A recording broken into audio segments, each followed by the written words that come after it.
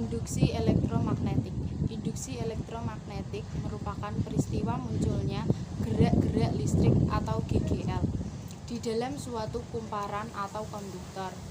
Hukum Faraday, gaya gerak listrik atau GGL, induksi yang timbul antara ujung-ujung suatu lob penghantar berbanding lurus dengan laju perubahan fluks magnetik yang dilingkupi oleh lob penghantar tersebut.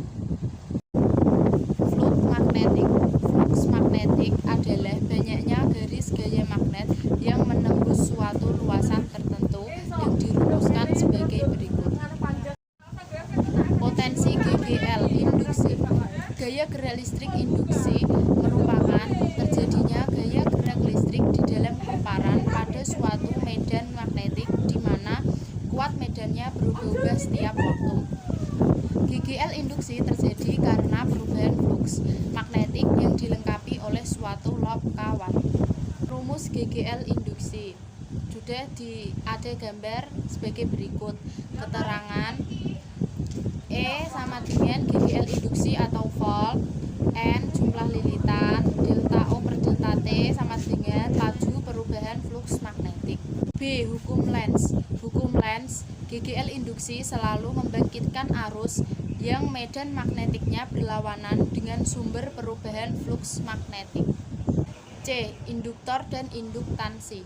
Induktansi adalah ukuran seberapa besar fluks magnetik yang dicakup oleh induktor setiap satu satuan kuat arus yang dialirkan melalui induktor itu. Solenoida panjang adalah contoh induktor yang paling dikenal dalam kelistrikan. Induktansi selain bergantung pada bentuk dan ukuran geometri, juga bergantung pada jumlah lilitan yang ada. Semakin banyak lilitan, semakin besar induktansinya. Rumus induktansi pada kumparan L sama dengan NU per I pada solenoida L. Keterangan E sama dengan GGL induksi dengan satuan V, I sama dengan kuat arus kumparan dengan satuan A, I sama dengan panjang solenoida dengan satuan M, L besar sama dengan induktansi diri atau Benry, N sama dengan jumlah lilitan, A sama dengan luas penampang atau M kuadrat. D. Imbasan diri. Pada gambar di samping, tampak sebuah induktor dengan induktasi L dihubungkan dengan baterai dan resistor geser dengan nilai hambatan yang dapat diubah-ubah. Apabila resistor pada rangkaian tersebut digeser-geser, maka arus yang mengalir pada rangkaian itu pun berubah-ubah. Perubahan arus ini mengakibatkan perubahan medan listrik yang dihasilkan induktor itu. Akibatnya, fluks magnetik yang dicakup oleh induktor itu dan dihasilkannya sendiri juga berubah-ubah. Karena ada perubahan fluks magnetik yang dicakup oleh induktor, maka akan terdapat GGL induksi pada rangkaian itu. Peristiwa ini disebut imbasan atau induksi diri. Gaya gerak listrik atau GGL induksi ini disebut GGL terimbas sendiri dan diberi lambang epsilon L. Berdasarkan hukum Faraday dan persamaan 4.9, GGL terimbas sendiri bernilai epsilon L sama dengan min D dalam kurung N pi tutup kurung dibagi dt sama dengan min D dalam kurung L I tutup kurung per dt sama dengan min L DI per dt. Dengan DI per dt menyatakan laju perubahan kuat arus, yakni perubahan kuat arus setiap satu satuan waktu. Jadi, pada rangkaian-rangkaian yang melibatkan induktor, solenoida, toroida, kawat melingkar, dan lain-lain, akan muncul GGL imbas sendiri, manakala arus yang mengalir melalui rangkaian itu berubah-ubah. Arah GGL terimbas sendiri ini ditentukan dengan hukum Lenz. Arus pusaran, transformator, dan aplikasi imbasan elektromagnetik. 1. Arus pusaran. Apabila suatu bahan digerak-gerakkan dalam medan magnet atau diletakkan dalam medan magnet yang berubah-ubah, dan di dalam bahan itu terdapat muatan bebas, misalnya elektron bebas dalam logam. Dalam bahan tersebut akan mengalir arus induksi oleh GGL induksi epsilon. Sebagai contoh, logam yang digerak-gerakkan di dalam medan magnet atau diletakkan dalam medan magnet yang berubah-ubah. Pada logam itu akan terjadi induksi Faraday yang menimbulkan arus yang dinamakan arus pusaran. Hal ini dikarenakan logam merupakan konduktor.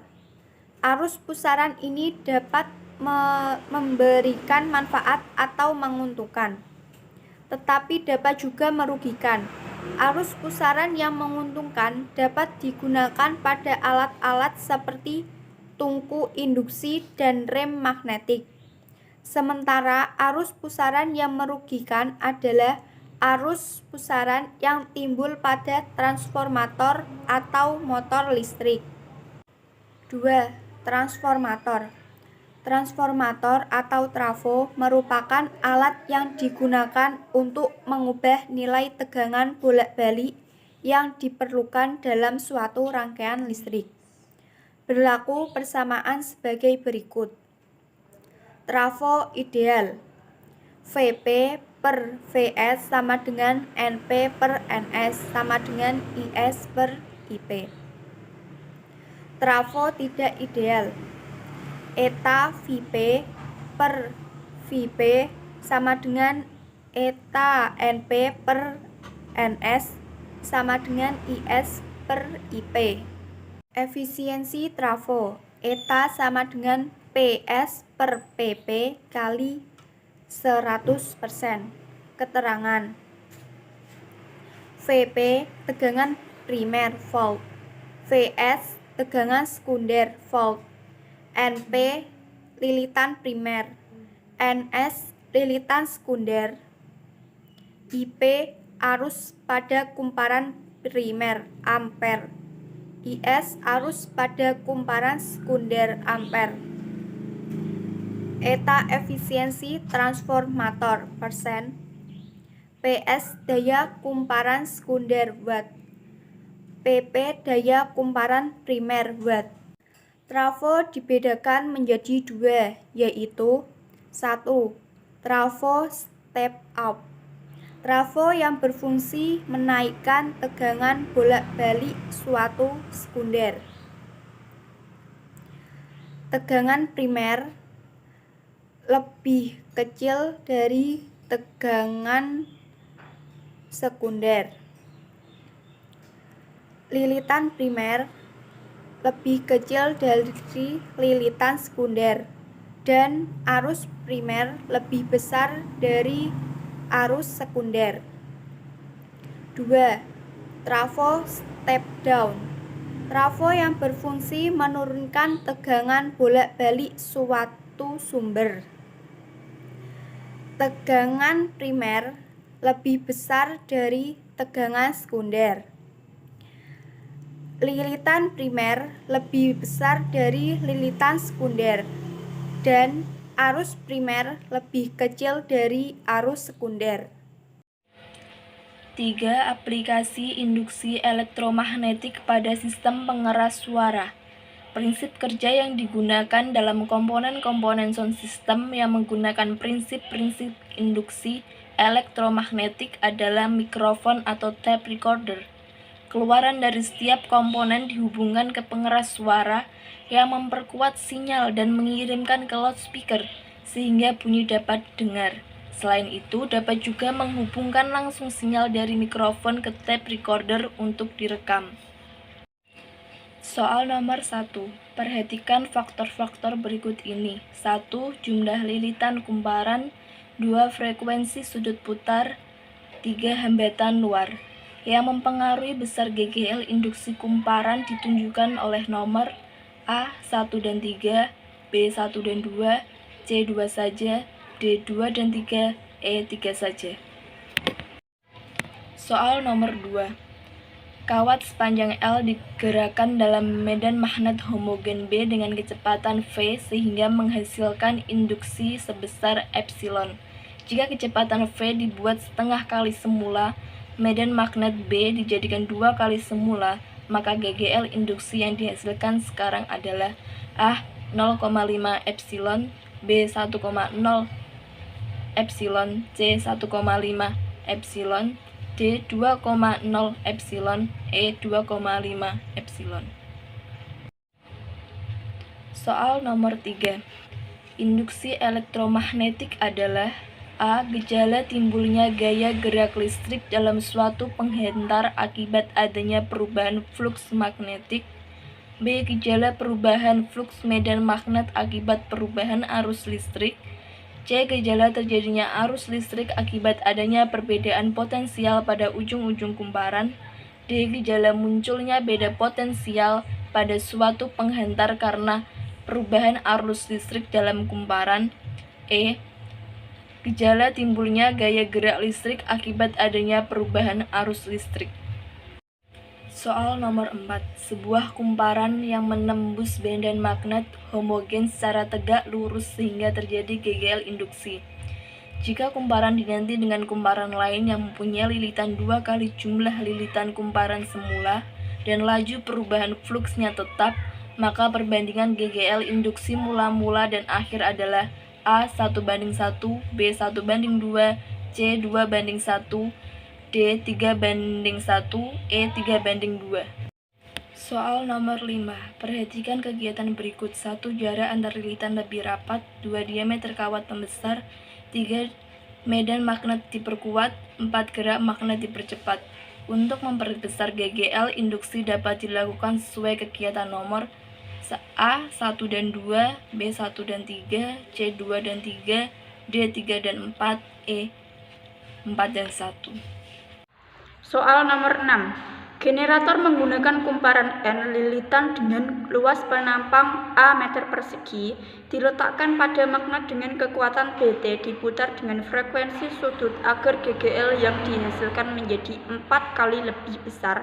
Maka yang harus dilakukan adalah A. Lilitan dan periode putar dibuat 2 kali lebih besar. B. Lilitan dan ukuran luas bingkai dijadikan setengah kali semula. C. Lilitan dibuat 4 kali lebih besar, periode putar dibuat 2 kali lebih lambat. D. Medan magnet dibuat 2 kali lebih besar, luas bingkai dijadikan 2 kali lebih luas. E. Lilitan dan frekuensi putar dibuat 4 kali lebih besar. Soal nomor 7. Sebuah magnet batang digerakkan menjauhi kumparan yang terdiri atas 600 lilitan. Flux magnet yang memotong berkurang dan 95 min 5 Weber menjadi 4 10 min 5 Weber dalam selang waktu 0,015 sekon. Besar GGL induksi yang terjadi antara kedua ujung kumparan adalah A. 2 volt, B. 3 volt, C. 4 volt, D. 5 volt, E. 6 volt.